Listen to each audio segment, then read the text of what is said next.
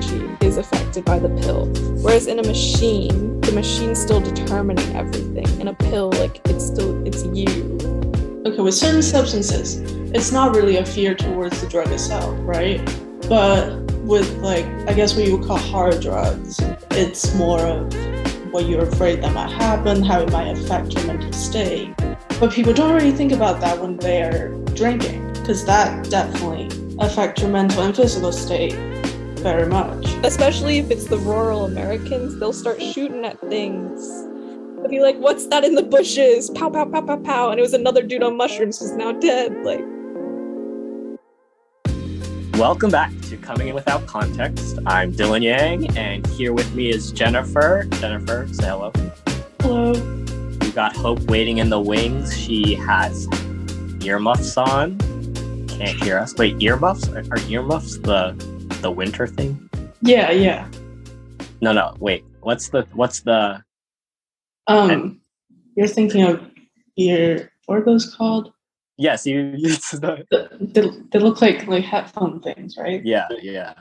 I don't know. Whatever. Anyway, today's topic is definitely not targeted towards you, Jennifer. I was ready for this.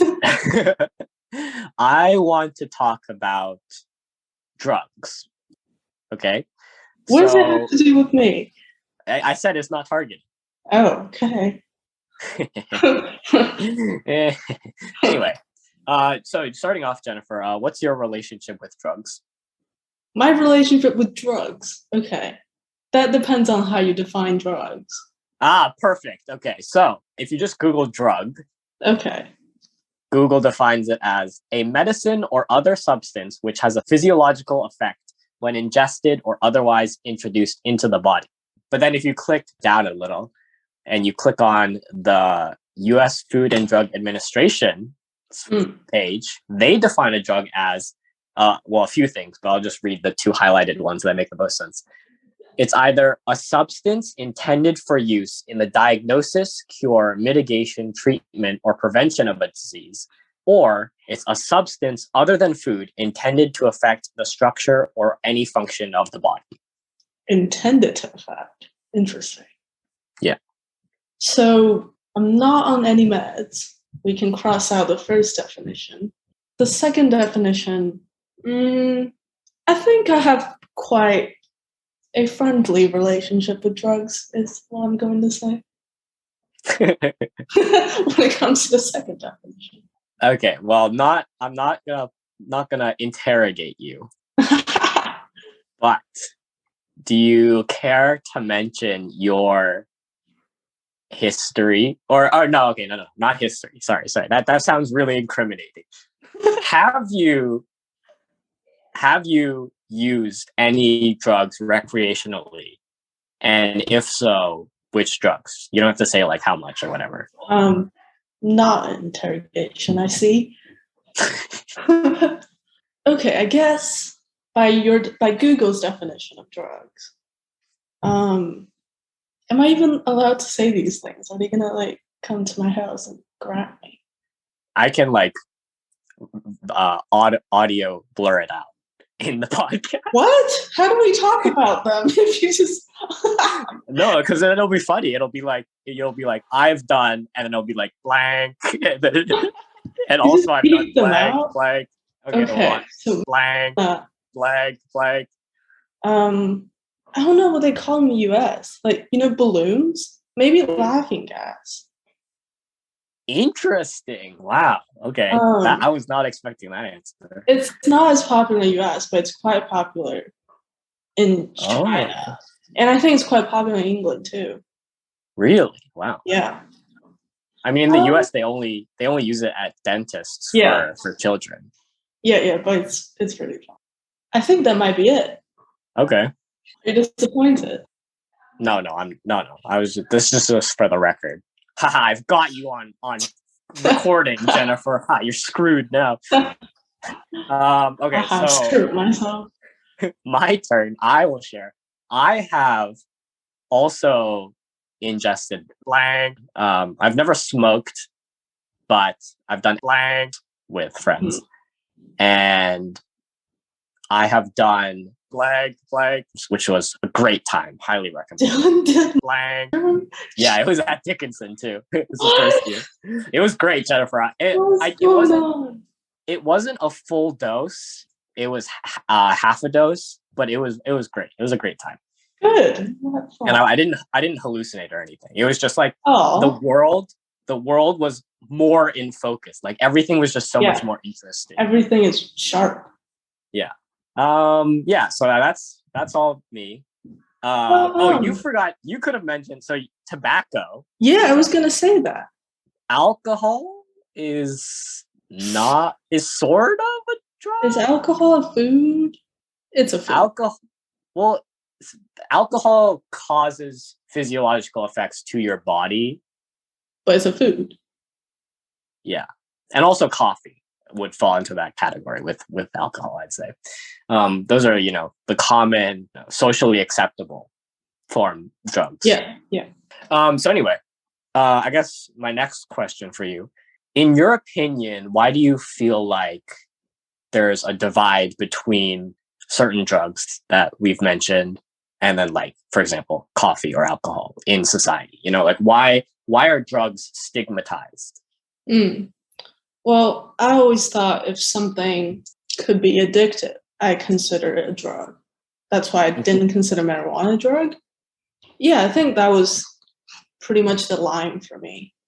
Because they're all pretty, not all, but excessive use of any of those could be very detrimental to your health. So yeah, that was my only line, I guess. Well, I mean, like, even most recently, marijuana has become less of a taboo. Yeah. Especially since, a lot more people use it for medical uses, and it's been legalized in certain states. But I guess, like, do you feel like there's still a certain fear around drugs, or do you think it's more like societal's understanding of drugs has kind of shifted towards different categories, I suppose? I think a lot of the times it's not okay with certain substances. It's not really a fear towards the drug itself, right? Like if I smoke on campus, I'm afraid of getting caught. I'm not afraid of what it's going to do to me. Yeah. But with, like, I guess what you would call hard drugs, it's more of what you're afraid that might happen, how it might affect your mental state. Yeah. But people don't really think about that when they're, like, drinking, right? Because that definitely affects your mental and physical state very much. So I think the legal thing comes into play a lot when it comes to what kind of drug we want to do and what we don't want to do. But there's also, like, I guess when it comes to knowledge of certain substances, we don't know. I guess, like, if you're not a chemistry major or biology major who study these things, you don't have much knowledge on what these things actually are or, like, how they're made. Yeah. Yeah, and it's like your sources, like if you're just getting them off from a random plug, you don't know what's in it. Yeah, just things like that. Yeah, definitely. I mean, especially in the past, the fear of drugs was largely just ignorance, I guess, and lack of information. Nowadays it's especially for the drugs that have become more socially acceptable, like marijuana, it's because we have more publicly available information about it. Yeah. But obviously there are still very dangerous drugs out there, like there's a fentanyl crisis right now where it's like worse than crack and meth, and like you can die it with like an extremely tiny amount of it. Really? Yeah. But then it is like, I do feel like we're kind of in a different era compared to the war on drugs in like the 50s or whenever it was, I mean, it's still going. Yeah, it definitely is. Like, people are definitely being unrightfully imprisoned just for small possession. But I think also another reason that is being more accepted is because a lot of drugs are known to have positive benefits nowadays. Like we're talking about, marijuana has the medicinal side to it, is that it helps with stress, anxiety, depression, and also can help you sleep, right? Yeah. So speaking on that, have you ever taken sleep aids in your life? I've definitely smoked to be able to fall asleep before, and I've things like melatonin, and there were things. When I was in England, I couldn't get any melatonin because they just don't sell them there. I got these like some herbal pills or whatever from Boots, and it just didn't work. Well, speaking on that, Jennifer, did you know that your body can gain a tolerance to sleep drugs just like any other drug, and then it works less well? Yeah, and I've heard that melatonin is actually quite bad for you. I don't know how, but Hope, would you take melatonin to help you sleep? No. But I also don't typically take meds when I'm in pain. So I just kind of struggle through life. Oh my God. Why don't you take painkillers? Yeah, I don't know. I don't really. Only if other people are so concerned for me that they get angry that I'm not taking them. That's the only time I take them. But why not? Well, I've never had pain so severe that I feel like I need to. I mean, obviously there have been times I have taken it because my pain's gotten pretty bad. But most of the time, I just don't. I grew up in a family with a very walk it off mentality, and I just don't bother.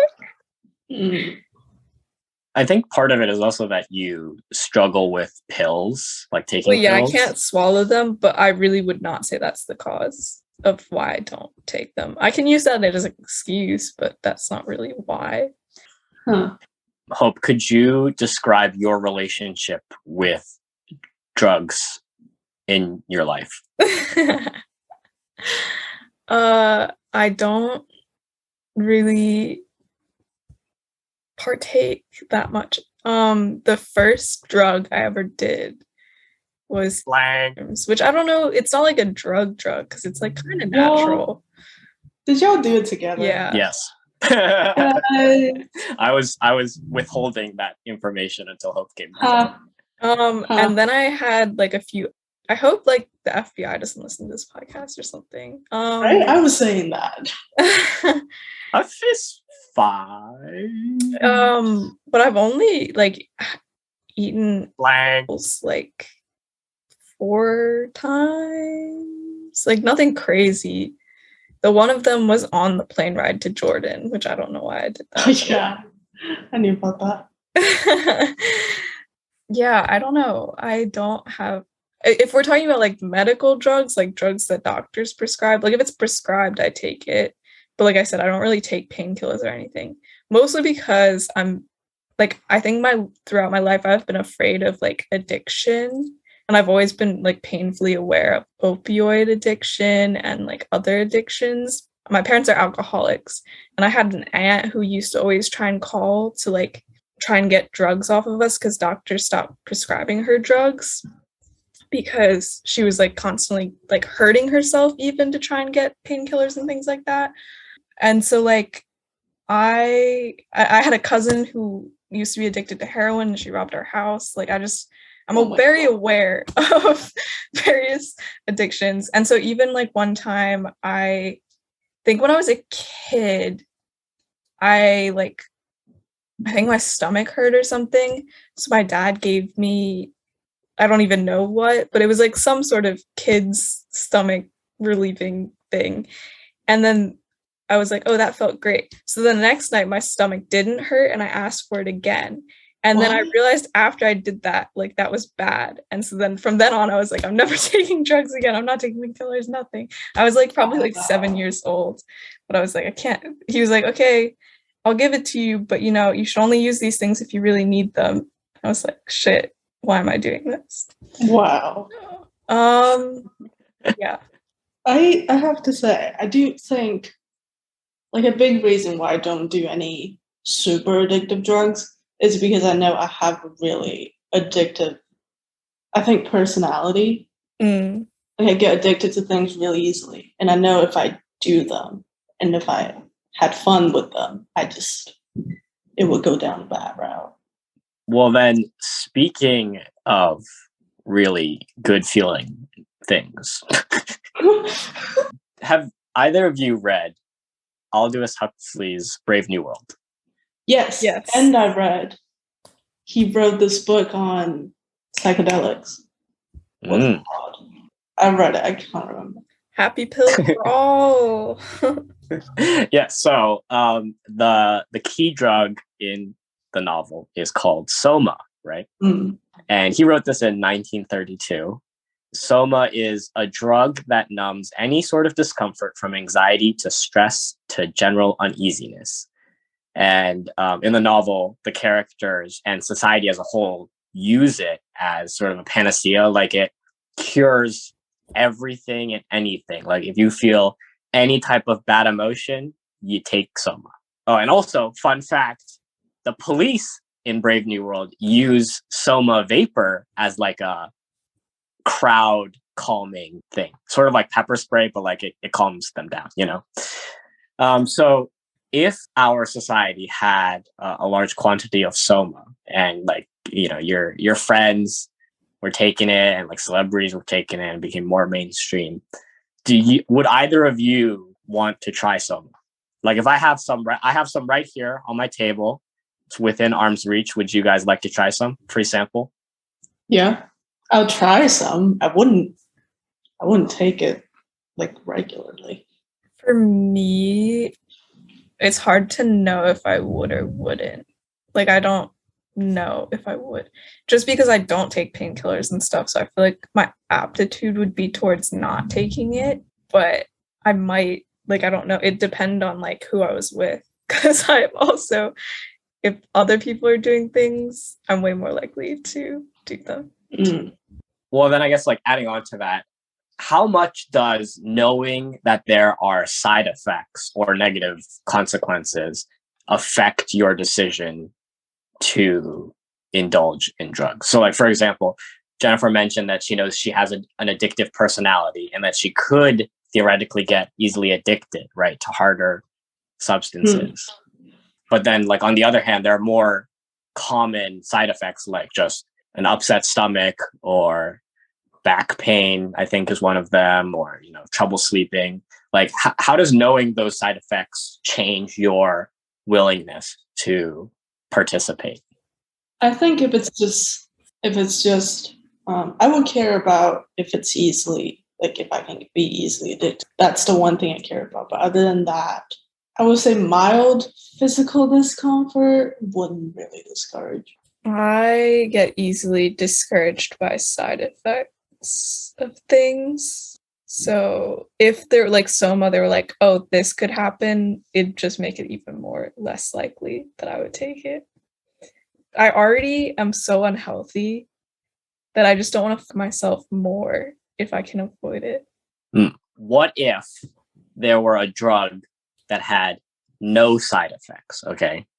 And whenever you took it, you would feel just generally more happy, you know, everything around you is, you know, brighter and more vibrant, and it causes you to be extremely lucky. Okay, let's say there's this pill that causes your luck to increase 1,000-fold so that whatever experience you wanted to have would instantly happen after you took the drug. Would you two be interested in trying it? That seems a little like genie in a bottle, like harrowing tale. But it's a pill. Well, would you ask a genie for your wish? It's the same question. Okay, would you? I'm waiting. Not for nothing extreme, maybe. I wouldn't. Really? No. Luck. I don't know. I like to, when I achieve something, I like to know that I did it and it wasn't luck. It's just not satisfying. Yeah, but like if it was like, oh, I want chocolate chip cookies right now. Well, I'm not gonna die without chocolate chip cookies. I'll be Okay, that's interesting. So then I feel like I know Jennifer's answer for the next one. And I have asked Hope this before as well, but I'll just put it out there. What if instead of a pill, you had to enter a machine, like a pod, and then whenever you're in the pod, any experience you desire would happen to you and it would feel real. It'd feel like reality. Would you get in the pod? Are we just talking about VRs now? Sort of.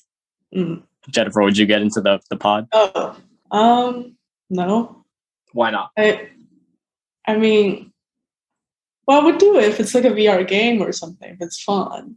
But if whatever happens to me is just a screen that you're showing me, and it just makes me feel real, then it's not real. And it's quite I feel like time. Okay, wait, let me re-pitch this to you, okay, Jennifer? Imagine a machine that could give you any experience or sequence of experiences you might desire. When you're connected to this machine, you can have the experience of writing a great poem or bringing about world peace or loving someone and being loved in return. You can experience the felt pleasure of these things, how they feel from the inside, so to speak. Okay. You can also program your experiences for tomorrow or this week or the library of suggestions extracted from biographies and enhanced by novelists and psychologists. You can live your fondest dreams from the inside. Would you choose to get into the machine? Okay. If this machine, like, have you seen Rick and Morty? Yes. The episode where they went to the game center and Morty got into this VR machine, he became like some middle-aged man and sell carpet. Do you remember that? That kind of machine, I would do it. But oh, wow. Yes, but if something I get to choose and I get to plan out perfectly for myself, then no, that sounds boring. Okay, but so Jennifer, the machine, here's an additional thing to answer that. The machine can be programmed with variations, so like sort of like random number generator, so that random occurrences will still happen to you. Like you won't be able to tell that you programmed it, It'll be like life, except everything is going your way. No. Everything going my way still sounds boring. Yeah, there needs to be chance. Are you working on that, Dylan? That sounds terrifying. Hope, would you get into the machine? You said you've asked me this before, and I have no memory of that. I don't think I would. Can you explain? Is that what did I say last time? You said no, but can you explain? Okay. I still agree with myself. It feels too tempting to leave reality. I don't think I should be given the option to do that. Okay, that sounds like you're tricking yourself not to get into the machine. Like I wouldn't ever come back. Yeah, that's fine. That's acceptable. No, I don't want. I want to come back. So okay, yeah. I can't go in. Can you explain? Can you explain your reasoning for that? For wanting to come back? Well, like I would just be in a machine for the rest of my life. What happens to all the people I left behind while I'm just in this machine? Like they can enter their own machines. It's like the Matrix, That's kind of no, I don't like that. But why don't you like that? Because it's like it's escaping. It's like, oh, life's not going well, so I'm just gonna leave. It's like basically suicide, except it's basically suicide. I don't mind if it's escaping from reality. It's not an issue for me. I agree with Jennifer. I've been asked this question quite a few times because it's a famous thought experiment. Apparently, you guys didn't know, but this is called Robert Nozick's The Experiment Machine. Well, I knew it was something that you didn't make up because it sounded like you were just reading. Yeah, I was reading. He wrote this I don't know when he wrote this. It was years ago. Um, in a book, and it's become one of the famous philosophical thought experiments because a lot of people, the majority of people, wouldn't enter the machine. Okay, this is a machine that all of your wishes, all of your life desires would be granted, guaranteed, and it includes the benefit of you don't know that you're in the machine while you're in it. You have the choice to leave whenever you want, and it's completely programmable and customizable. If you don't know you're in it, then how do you leave? There are variations of it. The original variation was like if you go in for a 2-year period, and after 2 years you'll come out and you'll be like, oh yeah, I remember now. I was in the machine, and you'll keep all the memories from within the machine, and then you can choose to re-enter the machine. The problem with that original time thing is that people got too focused on the fact that when you exit, you would realize it was all fake and you'd be sad about it. And that's not what he was trying to get at with the original thought experiment. So the more popular version of it now is that you either enter for life or you don't enter at all. I feel like if you do that, most people wouldn't enter at all. I think doing it for the 2 years, people would be more considerate of entering. And I feel like people would then choose to stay in the machine, most likely.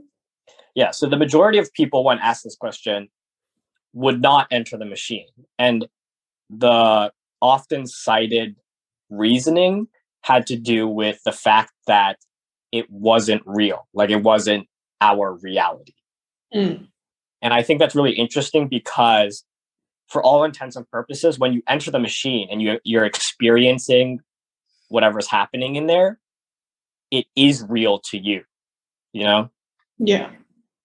And so I'm personally, I've always been in the minority, kind of with Jen, that I would enter the machine because I'm fine. Like I'm fine morally with escapism and just giving up on reality.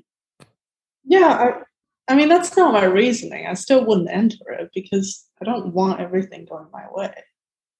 Like yeah, but you could program the machine to have some bad events as well.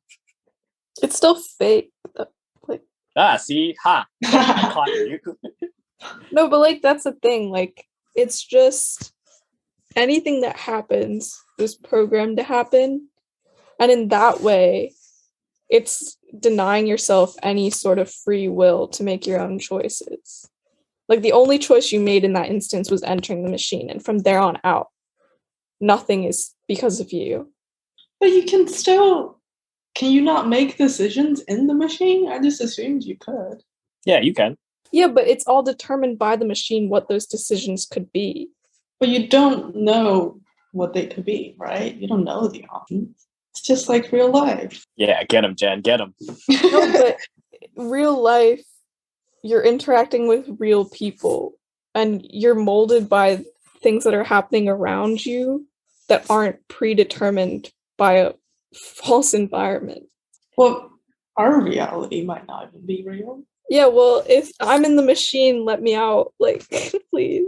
This is great. This is like a first year philosophy class. Well, thanks. Brings me back. All right, I'm going to distract from the conversation and just mention some interesting things.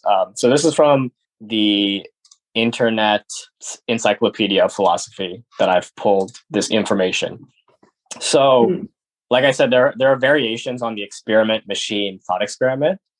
In a recent study, and I found this really interesting, in 2018, Hendricks and Duvin changed the thought experiment from a machine to a pill, which is what I initially presented you guys with.